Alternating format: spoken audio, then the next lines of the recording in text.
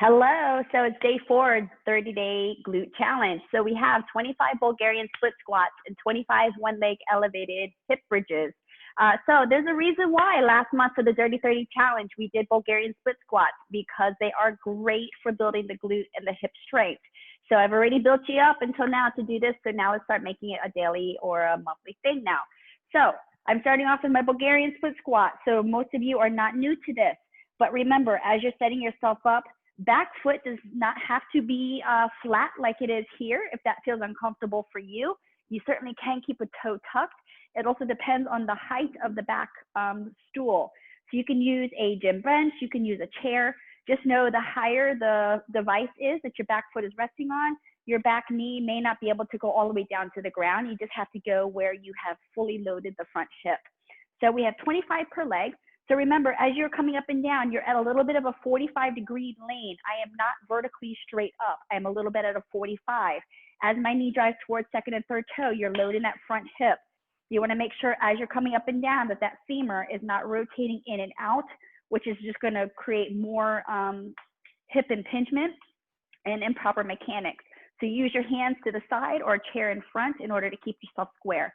So here we go. Let's find your balance, and we'll go into your 25. Let me drive my foot back just a hair more. All right, here we go. So same rule applies. So even on the up and down, my front knee is not fully locked out and extended, but as it does fully come up, I'm still squeezing my glute. Majority of my load is on my front leg. I'm not using much of my back leg. Here's 9, 10. I'm not using much of my back leg, although I am squeezing my back glute still at the top as well. 13, 14, 15, 16, 17, 18, 19, 20, last 5.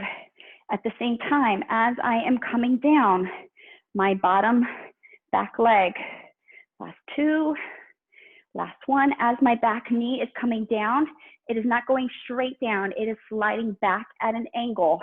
So I'll turn my camera angle just a little bit different, so you get a little bit of a different view, maybe if that helps. Other side, you ready? I'll turn face this way. Find your support.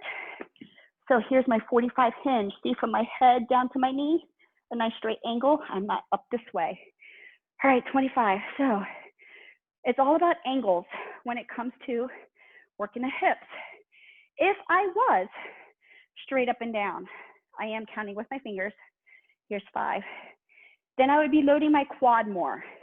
But that's not the point of this challenge. It's loading the hips. So that's why you have to hinge forward, load the hamstring and glute. Here's 10. Make sure, squeeze butt at top. You also gotta just freeze pause. Give that glute time to contract.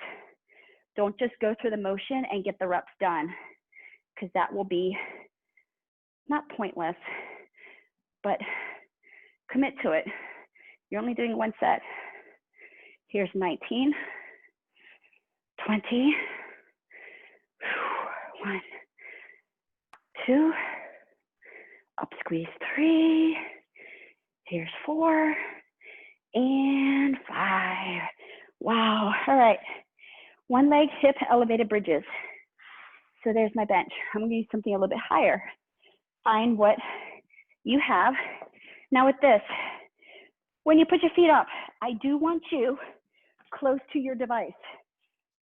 So I don't want you far away. If you are, you're going to be feeling it a lot more to the hamstrings. The point of this is for glutes. So I want knees tight to chest. We're going to do just the left leg. So my right toe is just merely tapping to help keep my hips square. I'm anchoring armpits, elbows into ground. Go ahead and bridge on up.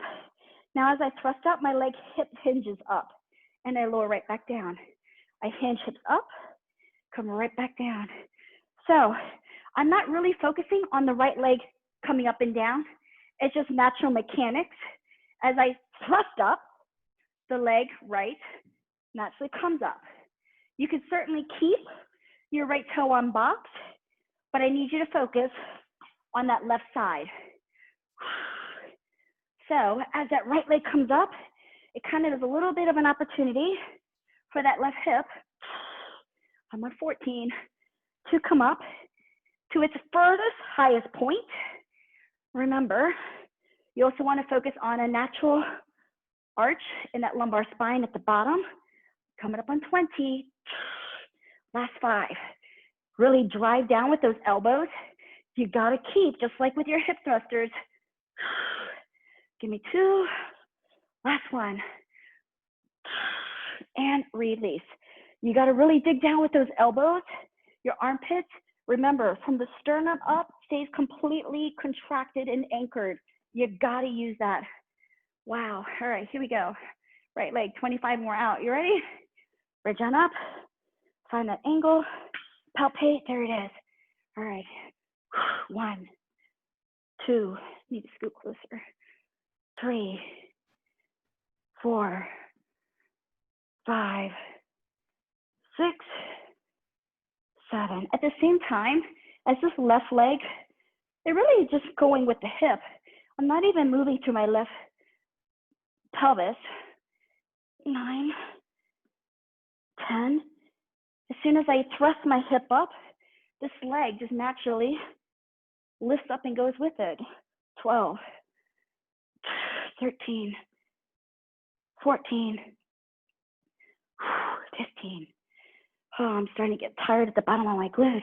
16, 17, 18, 19, 20. That's 5. Here's 4. Squeeze 3. Drive those elbows down and in. 2. Last 1. Up, up, and release. So there's your 25. It takes time and practice a little bit with technique. So don't get too caught up when it comes to the one leg lifting up in the air. If you're newer to the journey, then just focus and maybe do 2 sets of 25 of just a 2-foot elevated hip bridge to get the mechanics of the thrust before you start going to a one leg. You got to know what you're feeling. You got to know what to look for while doing. All right, good job.